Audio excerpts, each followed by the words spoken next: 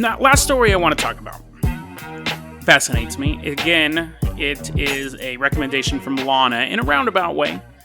She sent me the story about Bella in the Witch Tree.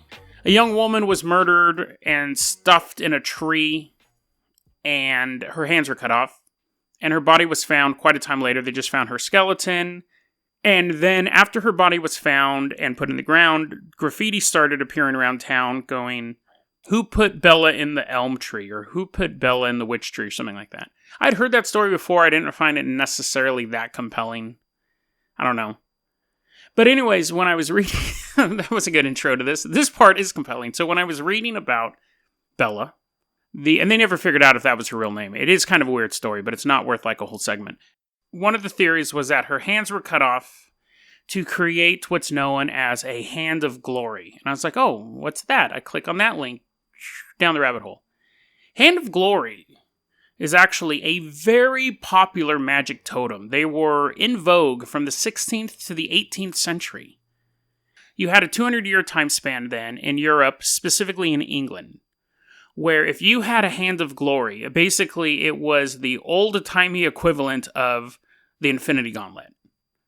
So, here, let me tell you how, no, I'll tell you what it does first. And then you can decide whether or not it's worth the trouble to actually make one.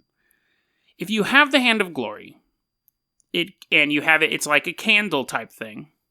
Never mind, I'll explain to you what it is, and then that'll make more sense. Okay, so what the Hand of Glory is when a criminal has been hung or stuck in a gibbet, and they die, you cut off their left hand. If they're a murderer, you cut off the hand that did the murder. But generally, you just take the left hand. And there is a preparation where you have to dry it, and you have to rub all these like 11 herbs and spices on it, and do all sorts of stuff. Here's the actual recipe. It must be cut from the body of a criminal on the gibbet, but the gallows works too. You have to pickle it in salt and the urine of a man, a woman, a dog, a horse, and a mare. So, I think a mare is a female horse. So, you got to get this hand. That seems to be the easy part. Then you have to get salt, and you have to pee in a bucket, and then the opposite sex has to pee in the bucket. Then you got to get dog piss, horse pee, and mare pee. So now you got a pretty big bucket. You're walking around with this. You have to smoke it with herbs. You thought I was joking about 11 herbs and spices. You have to smoke with herbs and hay for a month. You hang it on an oak tree for 3 nights in a row.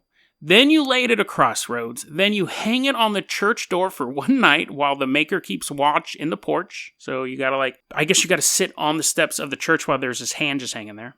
And then it says, "And if it be," Old English is so annoying, quote, "And if it be that no fear hath driven you forth from the porch, then the hand be true one, and it be yours." So you're gonna sit there with this hand that you've been smoking, and it's covered in piss of 4 different species.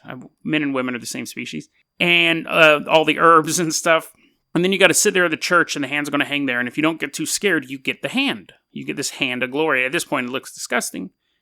Now you got to make the candle. You thought you were done. No, now you just have the hand. There's 2 ways to have the candle. You can cover the fingers in wax and have each finger be its own candle.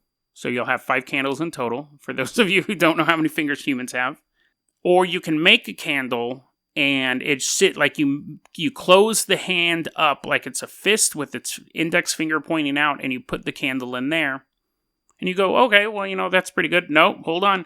The candle has to be made out of the fat of the convict. So that's an ingredient you should want way in the beginning. The recipe should say, cut off his hand and scoop out some fat from him. Because if you've been smoking this thing for a month, chances are the body's not there anymore. So while you're cutting the hand off, you then gotta reach in and pull out a bunch of dead man's fat. You make the wick out of the hair of the dead man. Damn it, now you gotta go back to the body. Just tell me all of the ingredients I need from the corpse first. So you get the fat, you get the hand, you get some hair, and you make the wick. So you can pour the the dead man's wax on the fingertips and make little wicks out of hair that way, or you can just have him hold a candle. And you're like, Jason, that is the most absurd recipe, and it's very, very convoluted. What benefit would I have from having a hand of glory? Well, here's one. It can provide light that only you can see. Everyone else is in the dark. That is stupid. That's the first benefit. And I was like, I would not do half of that stuff, especially dig out the fat of a dead man, just so I could be the only one in a lit room. And, fun fact, while I was researching this, I found out in Harry Potter, Drakus Malfoy, who I think is a bad guy, I'm not for sure, he uses a hand of glory to walk around, and out of all the powers I'm about to list, he only uses that one. So no one else can see the light except for him. I hate those books. The next thing that this thing does, now we start to get a little more effective. It may or may not allow you to go invisible. That sounds really chancy. You're going to walk into an armory full of British guards, and you may or may not be invisible. You don't know. You won't know until they start spearing you, and you end up in a gibbet. The more well-known and useful tactics for the Hand of Glory, and the reason why thieves prized these, because these were real. They have one in a museum over in Britain. They're very real, and there's been tons of text written about these things. It allows you to get into any locked place. Any door that's locked, you can use the Hand of Glory, and it magically makes the lock come undone. It'll put anyone around you to sleep, or it'll freeze them in place. Now, I think I know where that part of the magic came from. So let's say you're standing at Burger King, and a guy walks into Burger King holding a severed hand with a candle that's made, it has the same yellow-white color that human fat has. And the wick is burning hair, and he's walking around. Are you going to move? Or are you going to be so petrified of what happens next, you're just going to be like, continue eating your Whopper. You're in shock. There's a man with a severed hand that smells like piss walking by you. Now, why it would make people fall asleep? The same thing. I would not wake up. If I was asleep and that guy walked in, I would just pretend to be asleep and let him steal my valuables. If you decided to do the candles with the fingertips, you could light each fingertip and it would tell you if a fingertip didn't light, that means there's someone still awake in your house. And you're like, Jason, a lot of this stuff has to do with sleeping. Because thievery was such a serious crime back then. And it was a very lucrative crime. You break into someone's house, you take all that stuff, you don't have to work for it. Thievery was generally, it was a death sentence back then, because it was such a heinous crime. Nowadays, it's like, oh, someone broke into my car, the cops don't even investigate it. But back then, you would want what was in my car so badly, you would cut off someone's hand and soak it in piss for a month.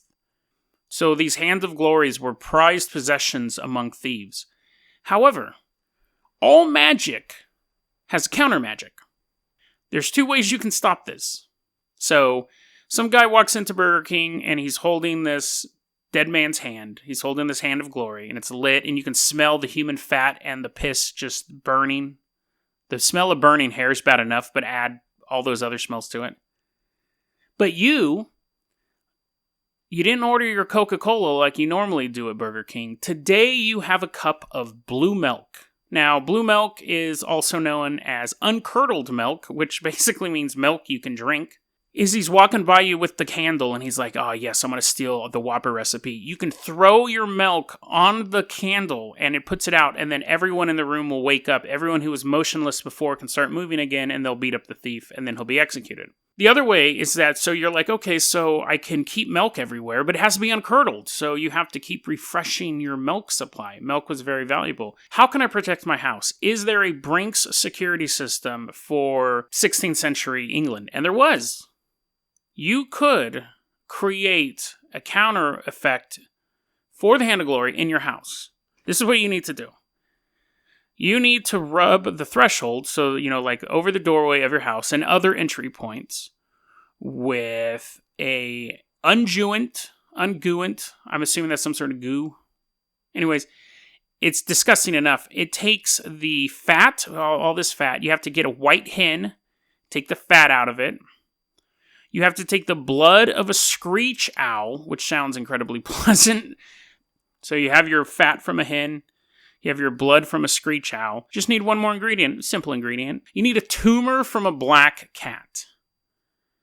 So you got to get a black cat who has a tumor and cut it off. Mix this all together in the middle of summer, and then rub it all over your house. So instead of a guy breaking into your house that smells of horse piss, now your house always smells like a cat tumor. This stuff, people did all of this. It's amazing to think that only, what would that be? 400 years ago? No, so it's, because it lasted from the 16th century to the 18th century. So we're talking 300 to 500 years ago in a civilized, industrial country, more industrial towards the end. You had people chopping the hands off of convicts walking around through the dark, and other people cutting the tumors off of cats and rubbing them all over their house. And then they would sit back and light a pipe and go, we're safe tonight, madame. I've rubbed the cat tumor over the door. We can do whatever we want. Bizarre. And there's this battle, this magical battle that people, both sides, completely believed in. Whether or not it was effective is almost irrelevant, because both sides believed in it so heavily, they did the grossest stuff possible to prevent the other side from winning. The idea that you could cut off a thief's hand and use that to help you be a better thief, magically, it makes sense. Logically, it's completely stupid. And really, the ending point should be, you're cutting it off of a thief or a criminal who got caught. And that's your lucky charm? A dude who failed doing what you want to do is your genie. But again, when we look at superstitions and magic and things like this, logic rarely plays out. Fascinating story, though. The fact that hundreds, possibly thousands of people did these things to protect themselves or to commit crimes within a reasonable amount of time from us is just very, very fascinating. We're a very superstitious species. We continue to be superstitious. And it may not be healthy, but it makes for a really good story. That was a clip from our daily podcast, Dead Rabbit Radio. Dead Rabbit Radio is available anywhere that you listen to podcasts. It's daily paranormal, conspiracy, and true crime news. If you want to hear the full episode that this clip came from, check the link below. Please like and subscribe. And hit that little bell, too. That does some magical stuff. Thanks, guys.